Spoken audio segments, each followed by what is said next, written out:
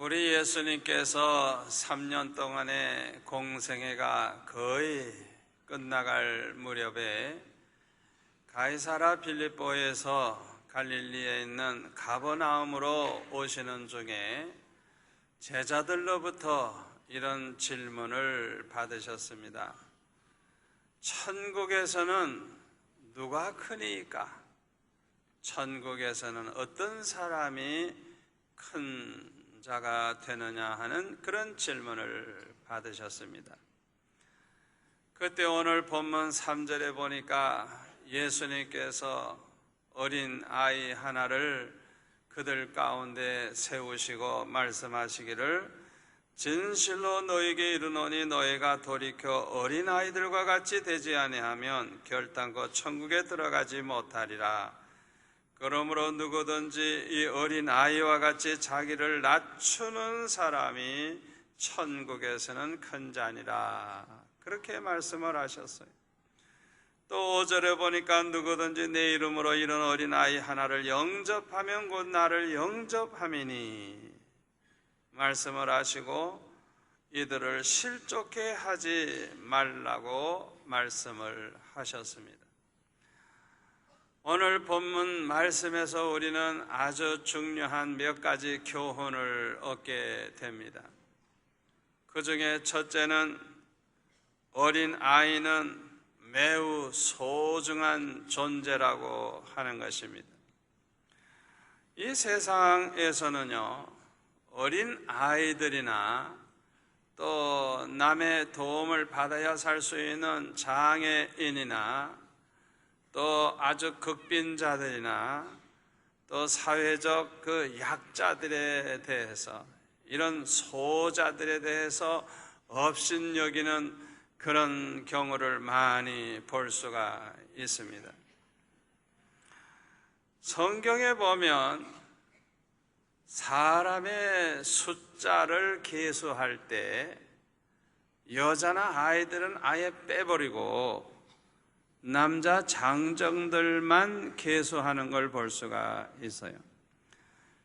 이것을 보고 오해를 하는 사람들이 있을 수가 있습니다. 아하, 여자나 애들은 사람도 아니구나. 남자 장정들만 사람으로 치는구나. 그렇게 오해하기 쉬운데 사실은 그게 아니에요. 전쟁이 일어났을 때 당장 나아가서 싸울 수 있는 그 숫자가 얼마가 되느냐, 그걸 계수한 거예요. 여자를 무시하거나 아이들을 그렇게 무시해서 빼놓은 게 아닙니다. 그런데 오늘날 교회 안에서도 보면 교인이 얼마나 됩니까? 하고 질문을 하면 작년 예배나 나오는 어른들만 세가지고 몇 명 나옵니다. 그렇게 대답하는 사람이 있어요. 이거는 잘못된 겁니다. 여러분, 어린 아이들도 교인입니다. 아멘. 왜 어린 아이들은 교회 나와도 교인이 아닙니까? 그거는 잘못된 생각이에요. 저는 부흥회를 많이 다닙니다마는 어떤 교회에 가보면 노인들만 나와요. 젊은이도 없고 애들도 없어요. 그런 교회에 가서 이렇게 보면 얼마나 마음이 아픈지 몰라요. 그런 교회는 죽은 교회예요. 이미 죽었어요. 세월이 가면 자꾸만 줄어요. 왜? 장례식만 있지 출생은 없으니까. 계속 죽어서 없어지니까 이제 시간 문제지 몇 년 안에는 그 교회는 없어지고 마는 거예요. 교회에는 젊은이들이 많아야 되고 어린아이들이 많아야 할 줄 믿습니다. 그래야 소망이 있는 거예요. 저 같은 경우도 초등학교 6학년 때 전도 받아가지고 교회 나갈 때 그 가난한 집 6학년 아이를 누가 관심을 뒀겠어요? 아무도 관심이 없었을 거예요. 그러나 저는 은혜를 받고 꿈을 가지고 비전을 가지고 우리 반 아이들을 다 전도하기 시작을 하고 하나님을 위해서 살고자 하는 평생의 계획을 세우고 동생도 전도하고 할머니 전도하고 어머니 전도하고 그 다음에는 친척들 전도하고 그래서 우리 집안이 예수 믿는 집안이 되고 또 이렇게 목사가 돼서 평생 이렇게 사는 것을 생각하면 그 어린아이가 얼마나 소중한 교인입니까? 아멘. 여러분 어린아이들을 소중히 여기시기를 바랍니다. 1920년대에 우리나라가 일본의 식민지로 있을 때만 해도 어린이라는 말 자체가 없었다고 합니다. 그래서 사람들은 어린아이들을 보면 저 어린 것이 아니면 이놈아 하든지 그렇게 하든지 이 애새끼가 이렇게 하든지 그렇게 불렀다 그래요. 그래서 그 당시에 일본에 유학을 갔던 소파 방정환 선생님은 너무너무 이걸 안타깝게 생각을 하고 어느 여름방학 때 한국으로 귀국을 해가지고 이 어린이들에게 존댓말 쓰기 운동을 일으켰대요. 그래서 처음으로 어린이라고 하는 그런 말을 쓰기 시작했는데 어린이라는 말이 어떤 뜻이냐 하면 어리신이라는 말을 어린이라고 그렇게 불렀다는 거예요. 존댓말로. 그해 5월 1일에 아동문화운동단체인 색동회를 창설했는데 이것이 오늘날의 어린이날의 유래가 되었다고 합니다. 아무쪼록 저와 여러분은 우리 어린아이들을 소중히 여기는 성도가 되시기를 바랍니다. 두 번째로 우리에게 주는 교훈이 뭐냐 하면 우리가 어린아이들과 같이 되어야 한다는 거예요. 본문 3절에 보니까 이르시되 진실로 너에게 이르노니 너희가 돌이켜 어린 아이들과 같이 되지 아니하면 결단코 천국에 들어가지 못하리라 그랬어요. 어린 아이들과 같이 돼야지 어린 아이들과 같이 되지 아니하면 절대로 천국에 못 들어간다는 거예요. 여기서 어린 아이들과 같이 되라는 말은 철없는 애 같은 짓 하라는 말 아닙니다. 매우 어린 아이들일수록 단순하고 솔직합니다. 그러나 나이가 들수록 점점 복잡해지고 솔직하지 못한 그런 모습을 보이는 걸 볼 수가 있어요.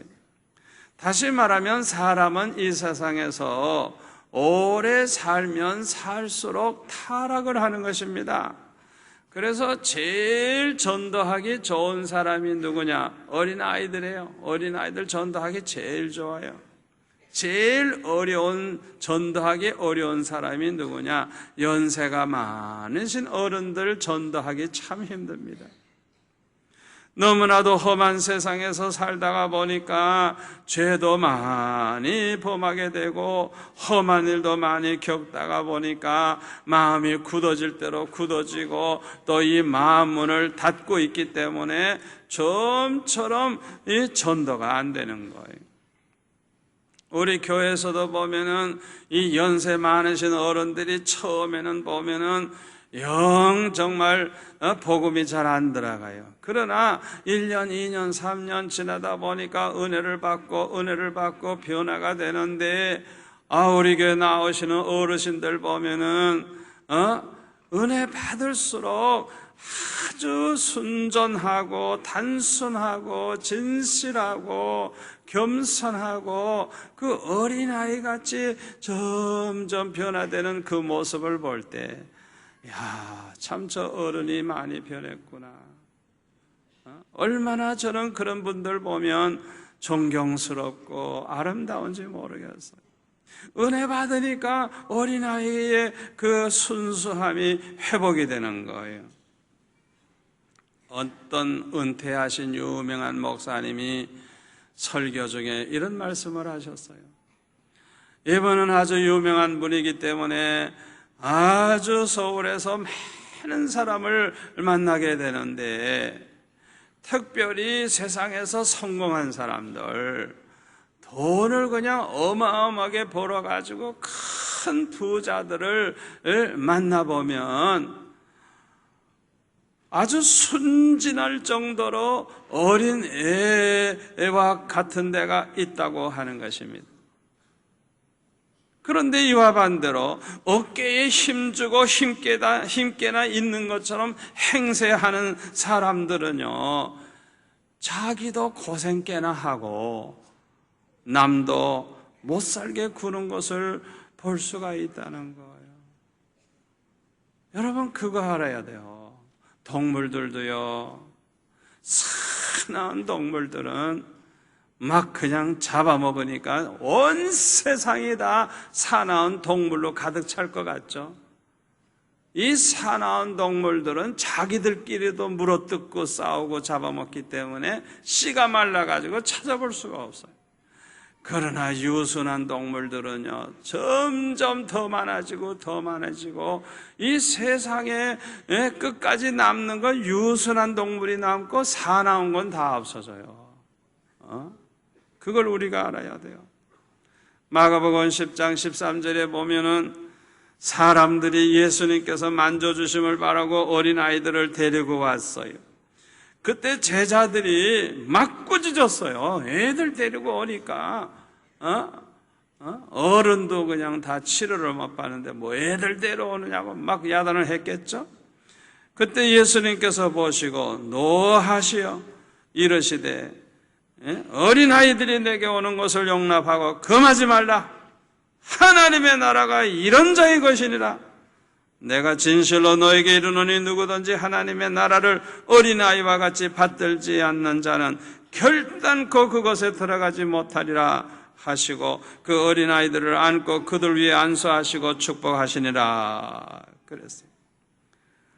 어린아이들을 주님 앞에 나오는 거 금하지 말라는 거예요. 왜? 하나님의 나라가 이런 어린아이들의 것이라는 거예요. 아멘.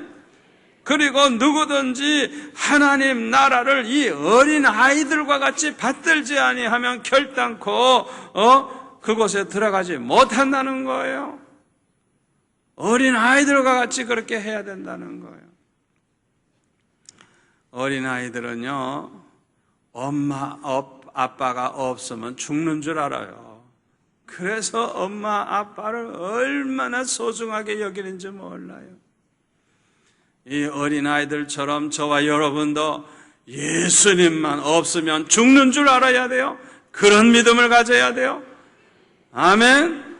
예수님을 소중하게 여기고 받드는 그런 믿음을 가져야 될 줄로 믿습니다.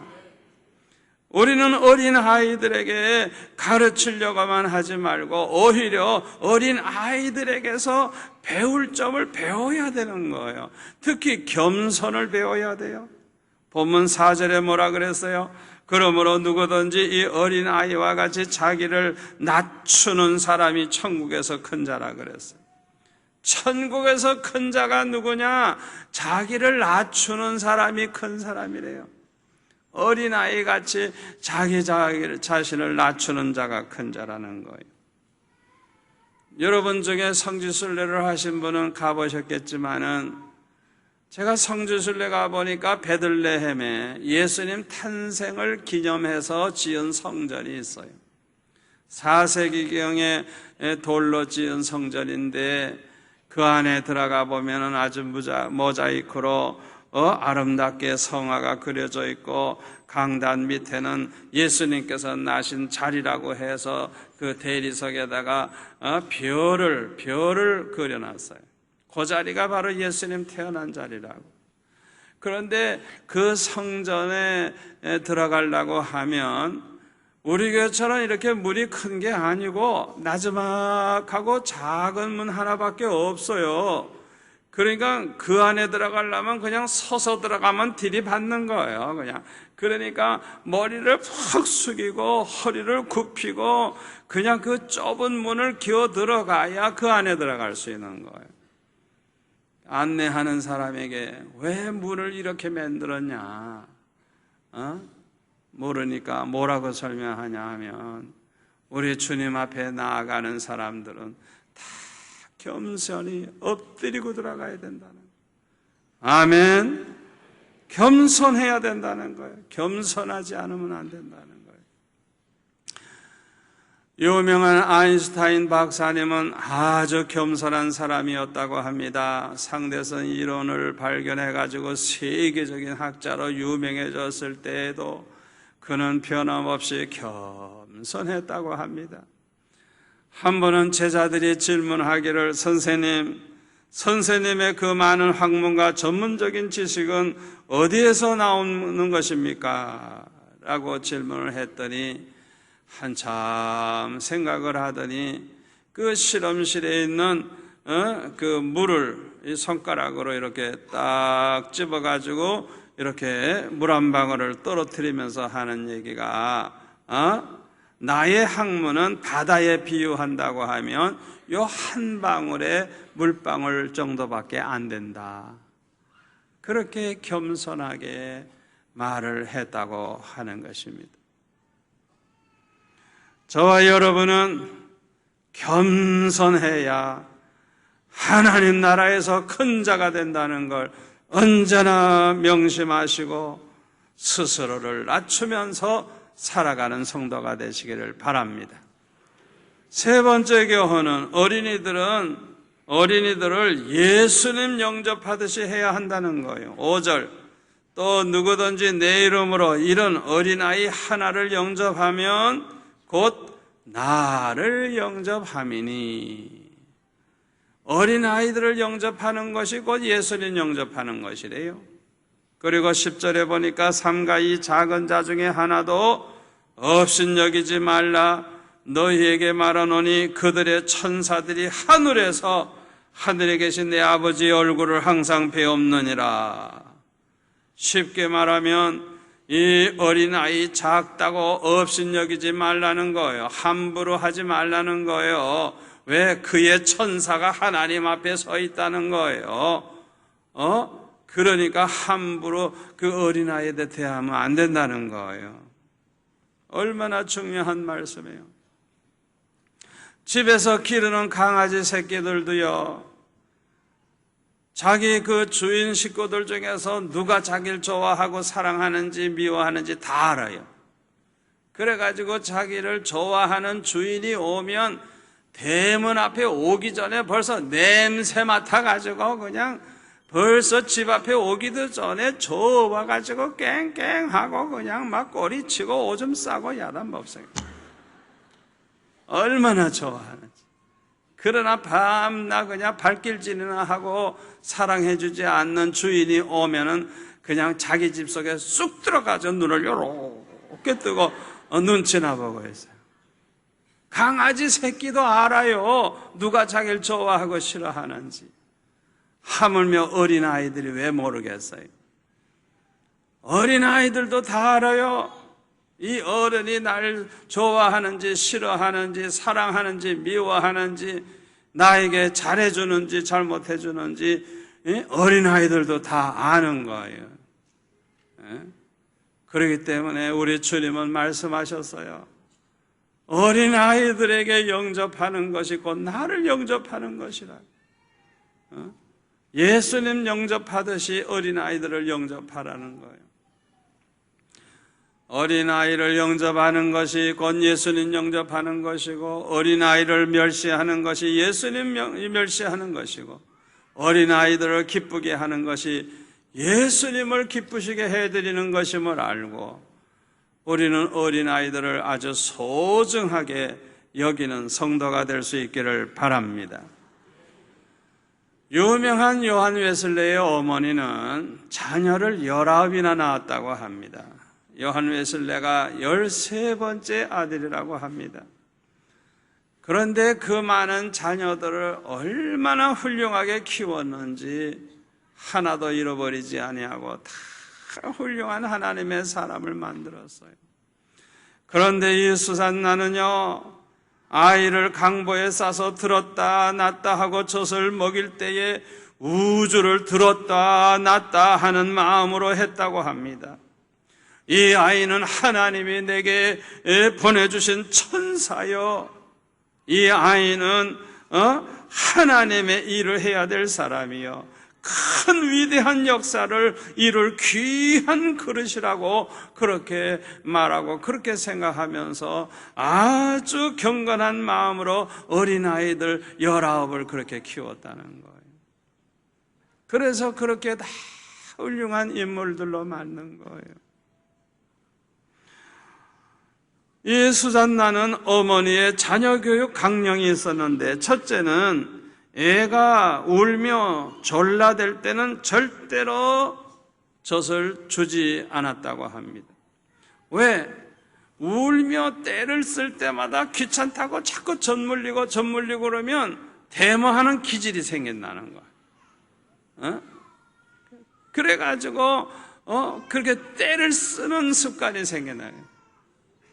그래서 울음을 꽂히고 아이가 그렇게 웃으면서 다가올 때 그때 손을 내밀고 젖을 준다는 거예요. 두 번째는 어떤 실수를 했더라도 자발적으로 와서 고백을 하면 무조건 용서해 준다는 거예요. 그래서 항상 하나님 앞에 그렇게 자발적으로 회개하고 용서받는 훈련을 어렸을 때부터 시킨 거예요. 세 번째로는 조그마한 일이라도 좋은 일을 했을 때는 반드시 칭찬해주고 보상을 해줬다는 거예요. 네 번째로는 어떤 약속이라도, 하찮은 약속이라도 약속한 것은 반드시 지켰다고 하는 것입니다. 얼마나 훌륭한 어머니입니까? 우리는 어린아이들을 예수님 영접하듯이 해야 돼요. 네 번째로는 어린아이들을 실족케 하지 말아야 한다는 것입니다. 오늘 본문 6절을 보실까요? 누구든지 나를 믿는 이 작은 자 중 하나를 실족하게 하면 차라리 연자 맷돌이 그 목에 달려서 깊은 바다에 빠뜨려지는 것이 나으니라. 실족하게 하는 일들이 있으므로 말미암아 세상에 화가 있도다. 실족케 하는 일이 없을 수는 없으나 실족하게 하는 그 사람에게는 화가 있도다. 8절을 볼까요? 만일 내 손이나 내 발이 너를 범죄케 하거든 찍어내버리라. 장애인이나 다리 저는 자로 영생에 들어가는 것이 두 손과 두 발을 가지고 영원한 불에 던져지는 것보다 나으니라. 만일 내 눈이 너를 범죄하게 하거든 빼어내버리라. 한 눈으로 영생에 들어가는 것이 두 눈을 가지고 지옥불에 던져지는 것보다 나으니라. 참 두렵고 떨리는 말씀이에요. 여러분, 이 말씀을 오해하고 진짜 눈 빼지 마세요.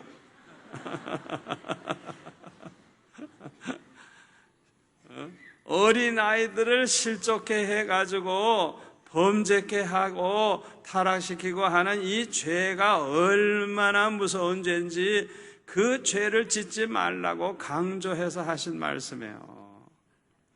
이 어린아이들은 순진해가지고요, 눈으로 보는 대로 흉내를 내고 보는 대로 배워요. 보는 대로. 그래서 애들 소꿉장난하는 거 가만히 보면요, 자기 아버지가 담배 피는 아이들은 종이로 똘똘 말아가지고 이러고 담배 피는 거 흉내내요. 또 자기 아버지가 술주정하면요, 소꿉장난 하면서도 냉수 이렇게 따라 먹고 술 취해가지고 그 자기 아버지 하는 짓을 한다고요. 부부싸움 잘하는 집 아이들은 또 부부싸움을 하고 죽일 놈아 살릴 놈아 하고 부부싸움하고. 애들은 눈으로 보는 대로 배우는 거예요. 그러니까 우리 어른들이 책임이 얼마나 커요. 여러분, 말 한마디도 조심해야 돼요. 말 한마디 잘못해가지고 자식들이 평생 망치는 거 알아야 돼요. 어떤 어머니는 아들이 어느 날 놀다가 저녁에 들어왔는데 어디서 주워왔는지 남의 물건을 하나 가지고 들어온 거예요. 에?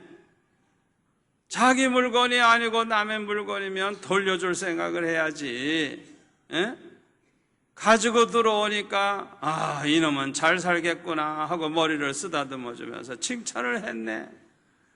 그러니까 뭐든지 가지고만 들어오면 엄마가 좋아하고 칭찬하니까 열심히 그냥 남의 거 도둑질해가지고 슬쩍슬쩍 호주머니에 넣어가지고 가지고 들어오다 보니까 나중에는 큰 도둑놈이 되고 강도가 돼가지고 사형수가 됐어요. 사형을 당하기 전에 네 소원이 뭐냐 그러니까 어머니 마지막 만나보고 죽는 게 소원이라고. 그래서 어머니 불러가지고 만나게 해줬더니 어머니를 끌어안고 입을 맞추면서 어머니 혓바닥을 그냥 물어뜯어버렸다는 거예요. 왜? 자기가 어렸을 때 남의 물건 가지고 들어올 때 책망을 해줬더라면 그런 짓을 안 했을 텐데. 가지고 들어오는 자식은 잘 될 자식이고 작가 갖다 버리는 자식은 못 살 자식이고 그런 식으로 생각을 하면 됩니까? 남의 것을 가져왔으면 돌려줘야지. 여러분이 사주지도 않았는데 애들이 가지고 있는 거 그거 다 남의 거예요. 오늘 가서 다 돌려주세요.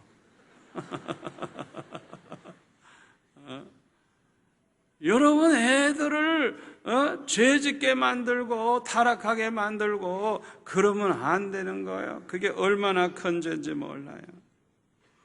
결론의 말씀을 드립니다. 사람은 저절로 사람 되는 게 아닙니다. 사람은 만들어지는 거예요. 그러므로 우리는 하나님의 말씀으로 자녀를 키워야 됩니다. 아멘. 어렸을 때부터 성경을 읽게 하고 묵상하게 하고 암송하게 하고 십계명을 다 달달달 외우게 하고 그래서 하나님의 말씀으로 무장시켜서 말씀으로 잘 자라나게 해야 됩니다. 오늘날 전 세계의 요직요직에 다 유대인들이 자리를 잡아가지고 이 세계를 지배하고 있는 것은 어렸을 때부터 십계명을 가리키고 어렸을 때부터 하나님의 말씀을 가리켰기 때문이라고 합니다. 노벨 수상자의 26%가 유대인이고 노벨 과학상 수상자의 60%가 유대인이고 전 세계 3,000여 개 대학의 교수가 유대인이고 그 중에 25%의 유대인이 총장이고 미국에서 큰 빌딩, 은행, 대형 백화점 주인의 90%가 유대인의 것이고 세계 곡물시장, 무기시장, 헐리우드 영화계까지 유대인들이 완전히 장악을 하고 있다고 합니다. 세계적으로 1,300만 명밖에 안 되는 이 적은 수의 유대인이 어떻게 이렇게 전 세계를 움직이는 그런 사람이 될 수가 있었느냐. 어렸을 때 어머니들이 자장가 불러주지 아니하고 어렸을 때부터 십계명을 읽어줬대요. 그냥 어렸을 때부터 말씀으로 길러서 이 아이들이 하나님의 축복을 받아 이렇게 된 것입니다. 미국 하버드 대학에서 연구한 바에 의하면 그 범죄한 학생들 중에 80%는 하나님의 말씀으로 전혀 교육받은 적이 없는 아이들이라고 합니다. 하나님의 말씀을 전혀 모르고 교육받지 못한 아이들이 범죄자의 80%를 차지한다는 거예요. 그러므로 우리는 자녀들을 어렸을 때부터 교회 그냥 나가기만 하면 되는 줄 알게 하지 마시고 성경을 읽고 묵상하고 십계명도 외우고 말씀으로 무장시켜줘야 돼요. 어렸을 때부터 하나님을 알게 해주시기를 바랍니다. 무엇보다도 주님을 만나는 체험을 하게 하시기를 바랍니다. 하나님을 만난 체험이 있어야 돼요. 그러면 절대 타락하지 않아요. 아무쪼록 저와 여러분의 자녀들이 잘 잘 되는 복을 받으시기를 축원합니다.